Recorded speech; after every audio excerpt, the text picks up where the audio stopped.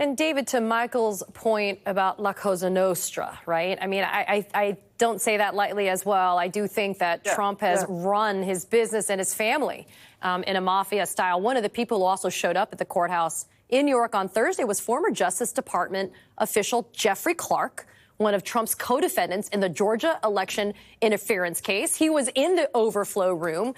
And then we also had another one of Trump's Georgia's co-defendants today, John Eastman, pleading not guilty in an Arizona election interference case. Oh, and don't forget Boris Epshteyn, who's also charged in the Arizona case. He's been right by Donald Trump's side almost every day in court. I mean, David, it seems like the message from everyone involved is we got to circle the wagons and stick together no matter what.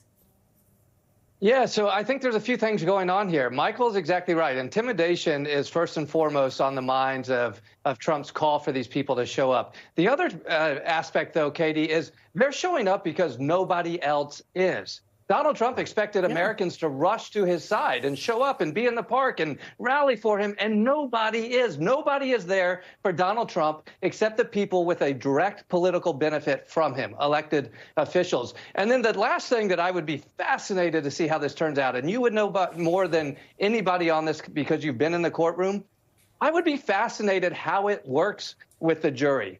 Because, yes, intimidation might be the intent, but you're telling me that if I'm a juror and I see Matt Gaetz and Lauren Boebert and Mike Johnson and Rick Scott come in the room, that somehow I'm going to think more favorably about Donald Trump is comical. I mean, this is an absurd cast of circus clowns that are showing up to defend the president, and I think it very well might backfire. It highlights that nobody else has his back at times, not even his own family, and it suggests that the only people who do have his back are the most political crazies on the scene today.